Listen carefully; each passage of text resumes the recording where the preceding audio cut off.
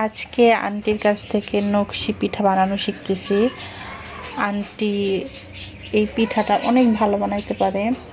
যেহেতু আন্টির বাড়ি হচ্ছে নরসিংদী, আর এই পিঠাটা হচ্ছে নরসিংদীর খুবই বিখ্যাত, মানে ঐতিহ্য পিঠা, নকশি পিঠা।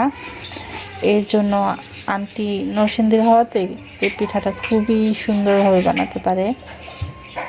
এই পিঠাটা যেদিন ফার্স্ট আমি খাইছিলাম সেদিন থেকে এই পিঠাটার ফ্যান হয়ে গেছি। আন্টি একদিন হচ্ছে তার বাবার বাসায় বেড়াতে গেছিলো, ওইখান থেকে অনেকগুলো পিঠা আমাদের জন্য নিয়ে আসছিলো। তখন বাসায় এসে মানে গরম গরম ভেজে শিরায় দিয়ে আমাদের খেতে দিছিল। তখন পিঠাটা খেয়ে এত ভালো লাগছে, তখন সেদিনই আন্টিকে বললাম যে আন্টি, আপনি এত সুন্দর পিঠা বানাইতে পারেন, তো আমাকে শিখাবেন নাকি? তো আন্টি বলল, এটা কি এমন কাজ, মানে আন্টির কাছে খুব সহজ একটা কাজ, তো চলেন আন্টি আপনাকে শিখাবো। তো অনেকদিন আন্টি বলছে আন্টি কবে শিখবেন কবে শিখবেন, শেখা হয়ে উঠতেছিল না। পরে আজকে ফাইনালি ভাবলাম শিখিয়ে ফেলবো, যেহেতু এই পিঠাটা আমার অনেক খুবই ফেভারিট, ভালো লাগে খেতে। শিখে নিই, দেখা যায় শিখলে কাজে আসবে, বানাতে পারবো। এর জন্য শিখলাম, মানে শিখতেছি। আর চিন্তা করলাম আপনাদের সাথেও একটু শেয়ার করি।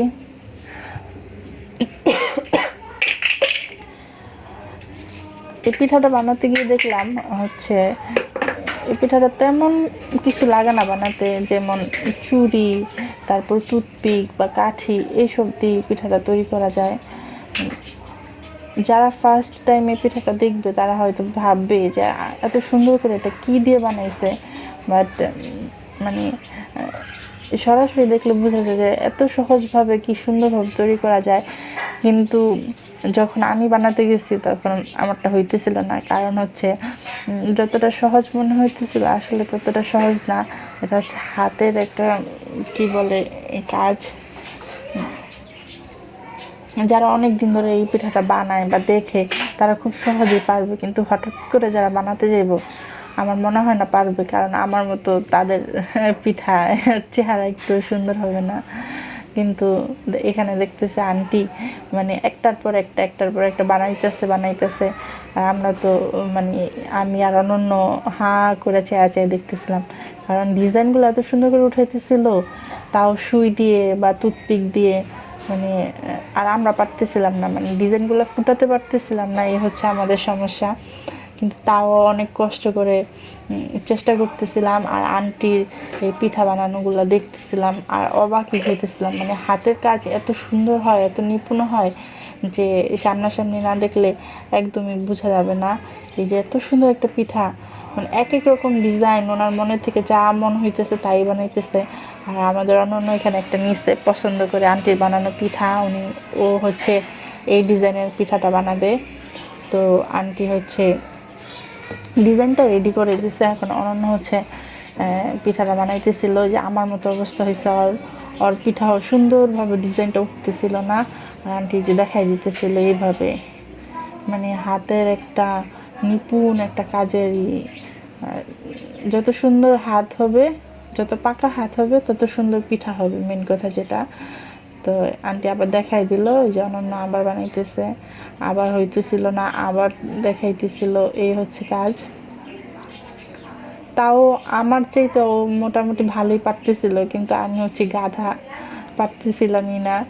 এই তো এই যে আমাদের অনন্য যাতা করে সুন্দর করে ডিজাইন উঠাইতেছিল।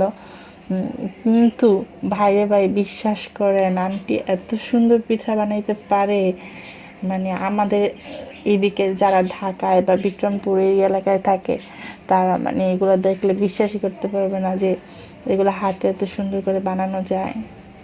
আমি তো প্রথমবার যখন দেখছি তখন মনে হয়েছে এগুলো কি হাতে বানানো সম্ভব, কিন্তু যখন বাস্তবে দেখলাম তখন মনে হয়েছে হ্যাঁ সম্ভব। এই তো আমাদের অনন্যর পিঠা প্রায় বানানো শেষ। তাও ফার্স্ট টাইম ও মানে ওর লাইফে প্রথমবার কোনো পিঠা বানাইতে বসছে, তাও হয়েছে, অনেক সুন্দর হয়েছে মাশাল্লাহ। ও তো ছোট মানুষ, ওই হিসেবে ওর পিঠাটা অনেক সুন্দর হয়েছে। আর ওইদিকে আন্টি তো মানে ঘর ঘর ঘর ঘর করে সব বানাই ফেলতেছিল, মানে আন্টির হাতে এত চালু আর এত সুন্দর ডিজাইন উঠায় যে ওনার কাছে কিছুই না এগুলা দুধ ভাত, কিন্তু আমাদের কাছে অনেক কিছু। এই হচ্ছে বিষয়টা। তা যা তা করে হইতেছে, মানে যাই হোক শিখাতে হইল, দেখা যায় শিখে রাখলাম। কখনো বানাতে ইচ্ছা করলে বা কাউকে খাওয়াতে ইচ্ছা করলে অবশ্যই বানায় খাওয়ানো যাবে। এই হচ্ছে কাজ। এই অনন্যর পিঠা বানানো প্রায় হয়ে গেছে। ও তো খুশি, মহা খুশি, কারণ ও এত সুন্দর একটা পিঠা বানাইছে, খুশি হওয়ারই কথা। এখানে আমাদের অনেকগুলো পিঠা হয়ে গেছে, মানে প্রায় শেষ পর্যায়ে। এখানে আন্টি হচ্ছে একটা ঝিনুক পিঠা বানায় দেখাইলো, তো আমি এখন নিচে চলে আসছি। আন্টি আমাকে বলে দিছে হচ্ছে এই পিঠাগুলো ভাজতে হবে, মানে মিডিয়াম আছে। এই পিঠাগুলো হচ্ছে ব্রাউন কালার করে ভাজার পর হচ্ছে চিনি বা গুড় যে কোনো একটা শিরায় ভিজালেই হবে। তো আমি এখানে হচ্ছে ব্রাউন কালার করে ভেজে নিতেছিলাম আর কিছু উঠায় রাখতেছিলাম, কারণ এতগুলো পিঠা তো একবারে খাওয়া যাবে না। এর জন্য হালকা ব্রাউন কালারগুলো আমি মানে উঠায় রাখতেছিলাম যাতে পরে খাওয়া যায় এর জন্য।